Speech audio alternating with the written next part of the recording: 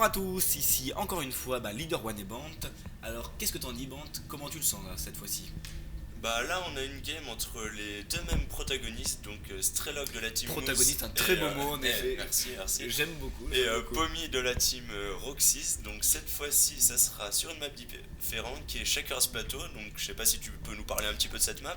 Alors je vais parler un petit peu de cette map puisque je la connais un peu. C'est une nouvelle map du ladder en fait qui est issue, alors je crois pas du dernier patch mais de l'avant-dernier. Alors ça c'est une map 4-4 puisqu'il y a 4 spots d'apparition ici, ici et ici. Donc alors elle a une particularité quand on est dans cette position, alors un joueur au nord-ouest et un joueur au nord-est, il y a des destructible rocks donc il faut faire très très attention. Et en fait là normalement il y aura un très long chemin qui inciterait à partir par tout ici, remonter par là et arriver par ici pour atteindre la base de son adversaire. Et là si on pète les rochers qui sont ici mais aussi ici, et ben on peut avoir un accès direct à la base de son adversaire. Donc ça c'est un Ouais. raccourci assez important. Alors un autre truc qui est très important à savoir et que tout le monde ne sait pas, c'est que sur cette map en fait, quand on spawn ici en fait, à savoir par exemple au nord-est dans ce cas là, et ben son opposant ne peut pas spawner ici en fait, C'est ça. au sud-est, On peut pas être en close position par le sol. parce que en fait ça désavantagerait trop les joueurs Zerg Mm. qui une fois qu'ils auraient posé leur expand ici, ils seraient vraiment à portée de tir Ouais. des Marines. Le Marines il serait dans son bunker et pourrait toucher la hatch quasiment quoi. Non quand même pas mais, mais pas loin quand même. Donc du coup hop un scout assez tôt de la part de Pommy, un petit peu plus late de Strelok. Bon, ça reste pour l'instant que du très normal. Ouais, des builds standards, voilà. La baraque, le supply, la raffinerie, donc pas de wall de la part du Terran. Donc Une nouvelle fois, ouais. pas de wall, une Et nouvelle une fois. nouvelle fois la prop qui va Qui- taper le Alors SCV. est-ce que ça va être une preuve héroïque qui va réussir à tuer quelques civils? Non. Bon là, hop, elle est suivie par quelqu'un d'autre. Donc là, non, Strelok n'a toujours pas vu où était son adversaire. Donc alors là c'est intéressant qu'il vienne scouter ici, puisque ça se trouve si jamais il avait vu que son adversaire était ici, il serait peut-être parti pour une fast expand, dans le sens où la distance est très longue et on n'est pas obligé, enfin, et on peut se permettre de faire ça puisque le temps d'agression de son adversaire on peut le voir venir. Mais non voilà Ah, il voit et d'ici. là on peut voir que Pommy a pris son deuxième gaz très tôt. Mais Donc très tôt même. mais vraiment très tôt, c'est-à-dire avant même 18 de food.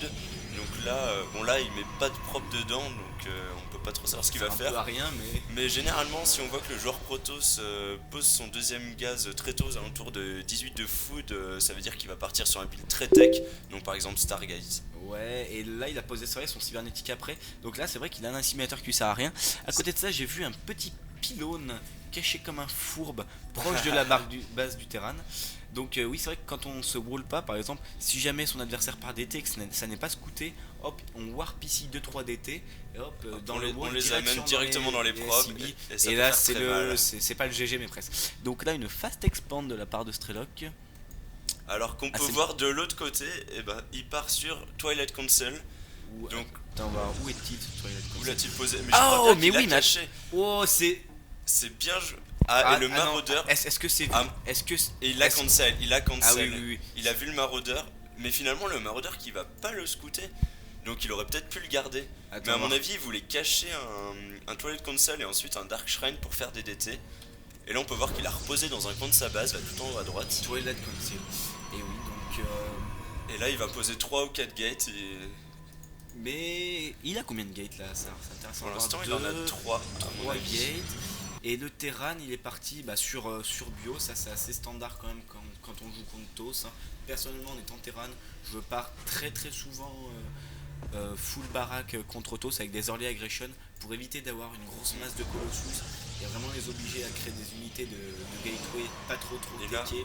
Et là on peut voir que le Protoss a vu qu'il allait Ah oui. avoir une agression de la part du terrain, il a sorti des probes Oula, pour il pouvoir en a sorti tanker. une masse. Il en a vraiment sorti beaucoup, mais en même Oh temps on peut là voir qu'il pose le Dark Ah, Shrine. le petit Dark Shrine. Et voilà, et la ici. difficulté maintenant pour le... Ça a été scouté. Et là c'est scouté. Ça a été donc, scouté, oui. et là c'est Et très mauvais tout de suite de la part du Terran, on Une a le droit Engineering Bay. une Engineering Bay voilà, qui est positionnée. Comme ça il va ici. pouvoir poser des tourelles qui vont permettre de détecter Voilà, les DT. les DT.